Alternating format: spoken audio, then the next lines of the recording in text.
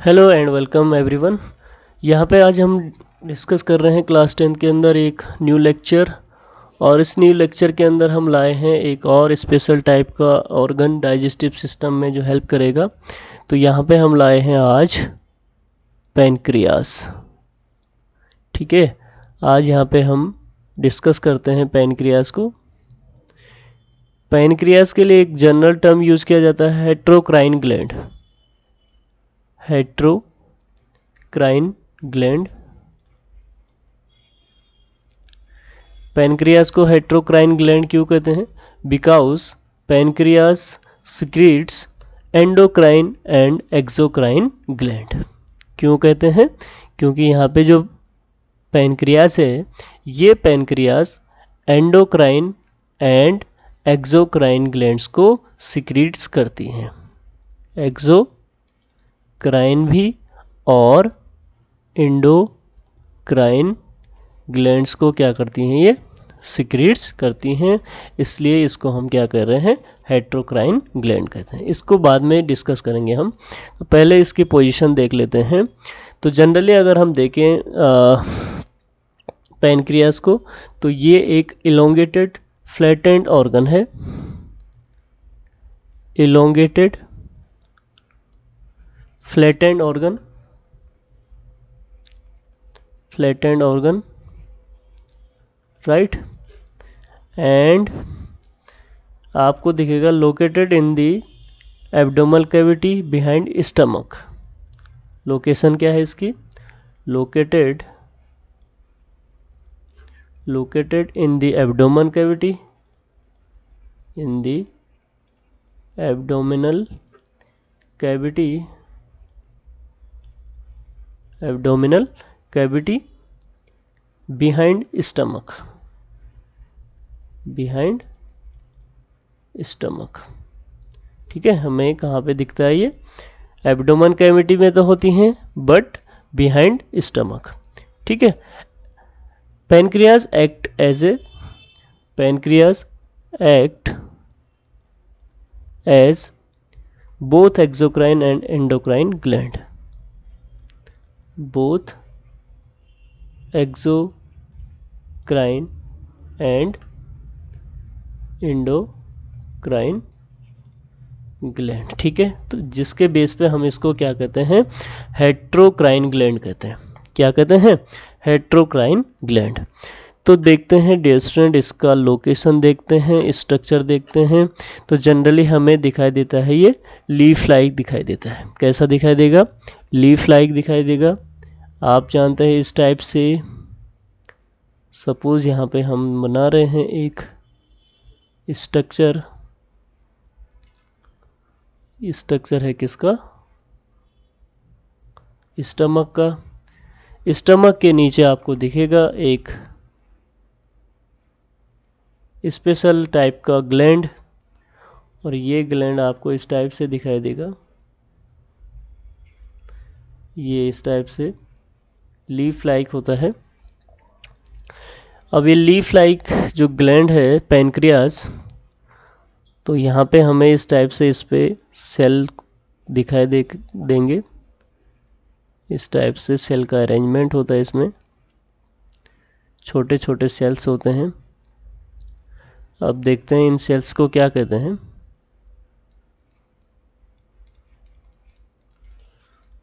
तो इस टाइप से ये स्ट्रक्चर हो गया किसका? पैनक्रियास का।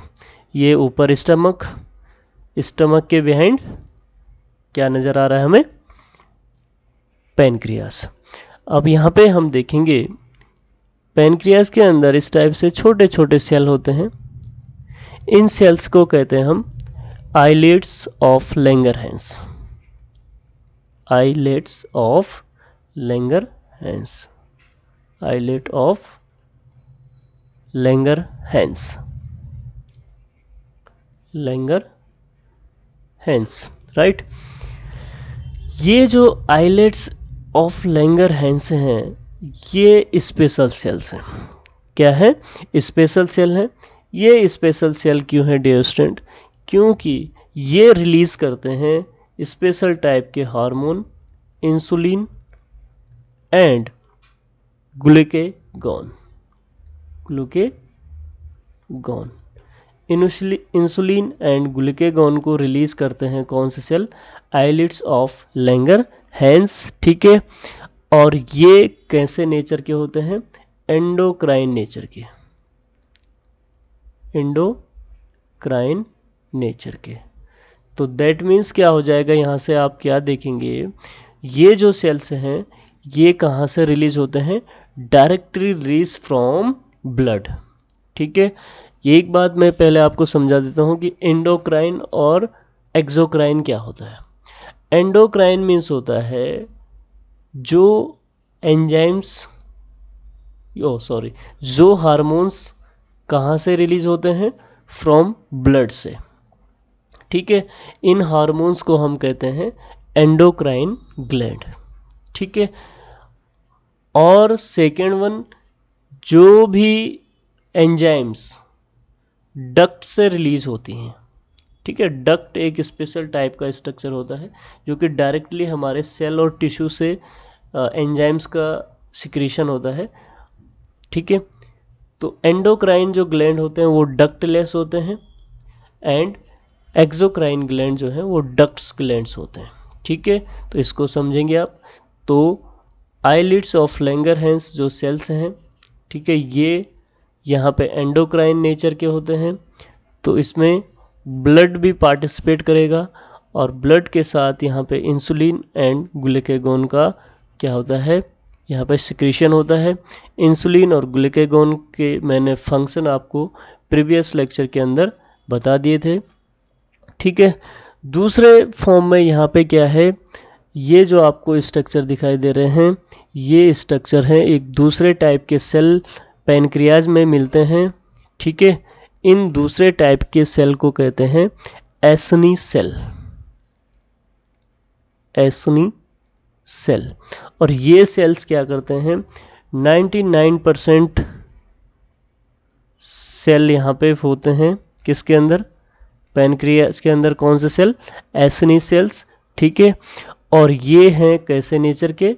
एक्सोक्राइन नेचर के, एक्सोक्राइन नेचर के। दैट मीन्स ये एक्सोक्राइन ग्लैंड्स को सिक्रीट करती हैं, ठीक है।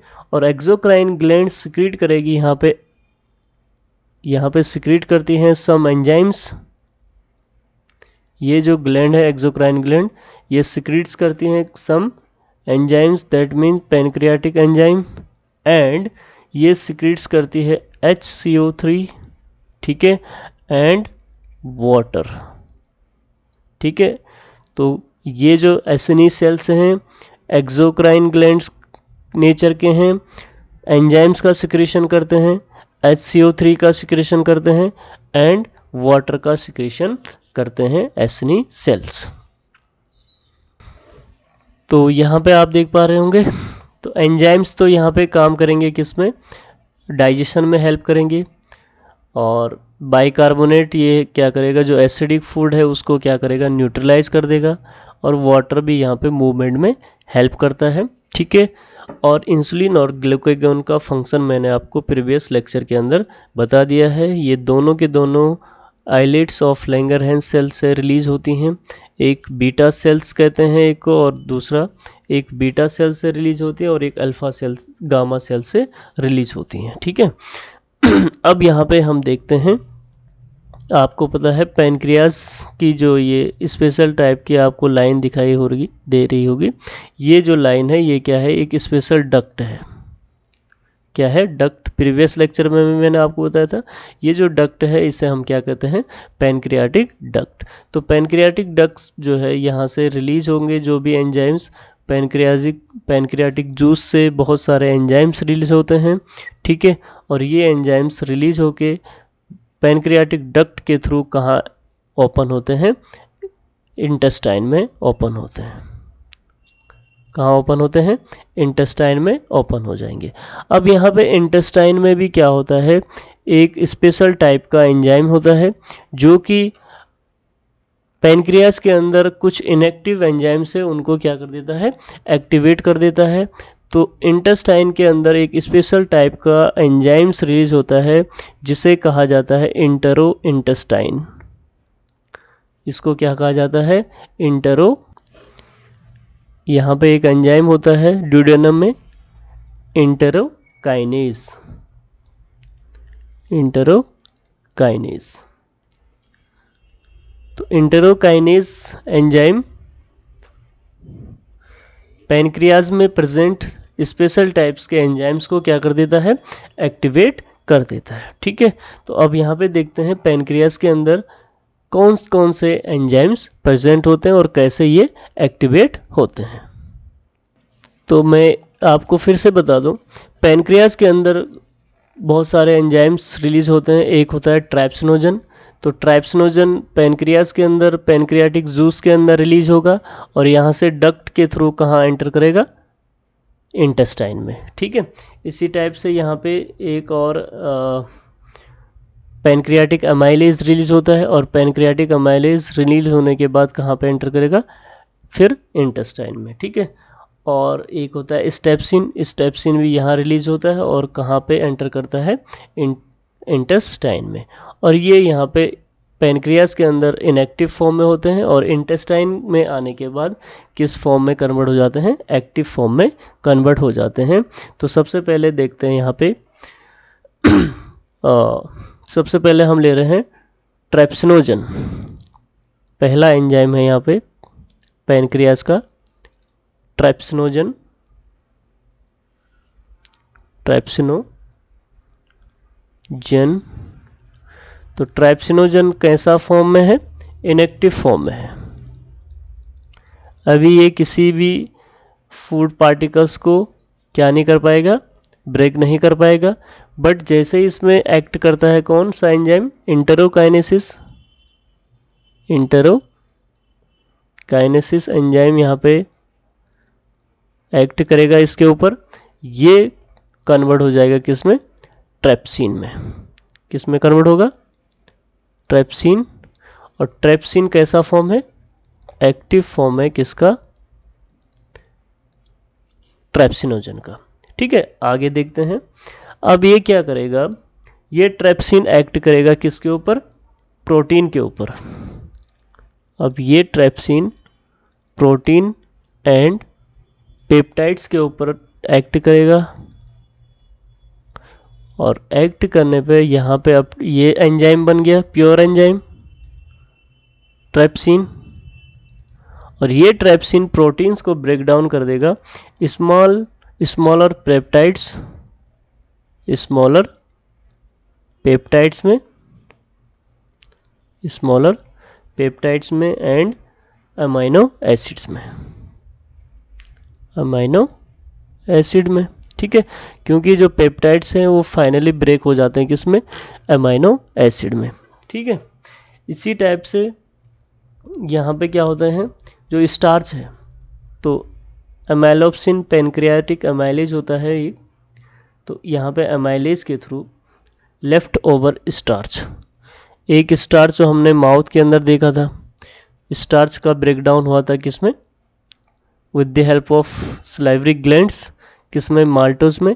ऐसे ही क्या होता है, यहाँ पर होता है left over starch, left over starch with the help of pancreatic amylase, with the help of pancreatic amylase ये कन्वर्ट हो जाता है किसमें, माल्टोज में। अभी भी किसमें कन्वर्ट होगा, माल्टोज में कन्वर्ट होगा। ठीक है, अभी कंप्लीट डाइजेशन नहीं हुआ है, ये तो पैनक्रियाटिक अमाइलेज है। ठीक है, नेक्स्ट एक और है, यहाँ पे होता है एक emulsified fat, emulsified fat.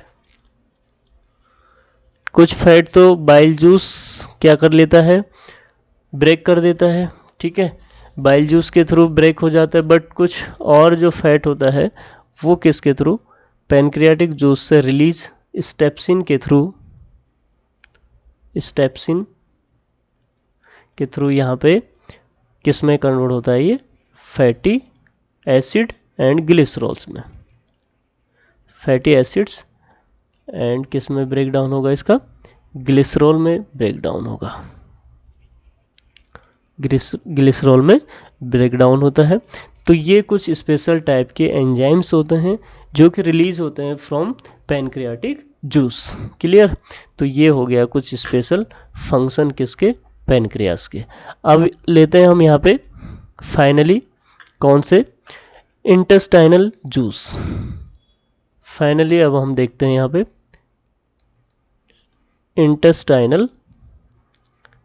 Intestinal juice. अब जो है कंप्लीट डाइजेशन हो जाएगा। अब क्या होगा, इस इंटेस्टाइन के अंदर कंप्लीट डाइजेशन होगा। तो इंटेस्टाइनल जूस क्या करती हैं, इंटेस्टाइन जो है ये क्या करेगा, इंटेस्टाइनल जूस रिलीज होती हैं। सेकेंड पार्ट होता है किसका, इंटेस्टाइन का। पहला पार्ट है ड्यूडेनम, फिर धीरे धीरे ड्यूडेनम से आगे पार्शियली डाइजेस्ट फूड एंटर करता है इलियम में, और इलियम में जाके क्या होता है, एक कंप्लीट डाइजेशन होगा। तो कंप्लीट डाइजेशन कैसे होता है, तो इसको देखते हैं। अभी आपने देखा था पार्शियल कंडीशन में क्या हुआ था, सबसे पहले पेप्टाइड्स का फॉर्मेशन हुआ था। किसका फॉर्मेशन हुआ था, पेप्टाइड्स। अब ये पेप्टाइड्स क्या करेंगे, फिर अगेन कंप्लीट ब्रेकडाउन जब इनका होगा तो इंटेस्टाइनल जूस सिक्रीट्स करती है एक एंजाइम्स को। इस एंजाइम्स को कहते हैं इरेप्सिन या पेप्टाइडेस। इरेप्सिन या इस एंजाइम को कहते हैं पेप्टाइडेस।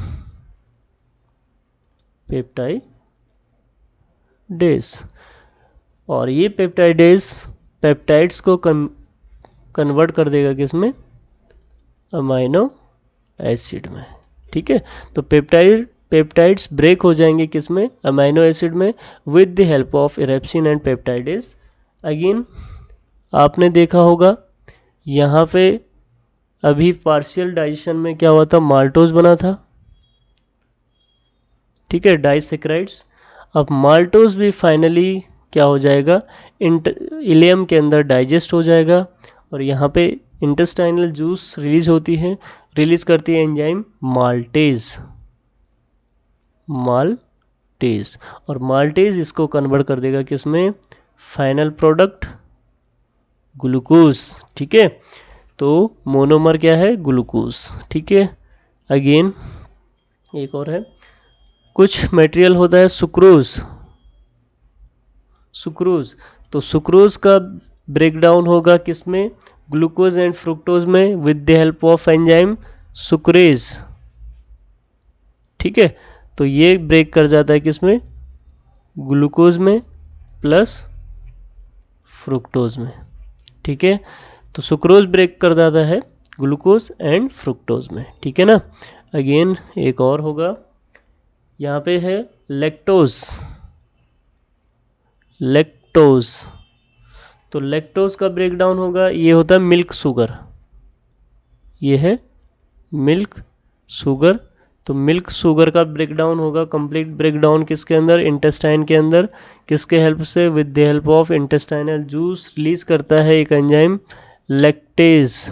तो लैक्टेज इसको फिर ब्रेक डाउन कर देगा ग्लूकोज में प्लस किसमें, ग्लैक्टोज में। ये मोनोमर होते हैं सब, एंड ग्लैक्टेज। ठीक है, एंड एक और है यहाँ पे जो इमल्सिफाइड फैट है। फाइनली जो है इमल्सिफाइड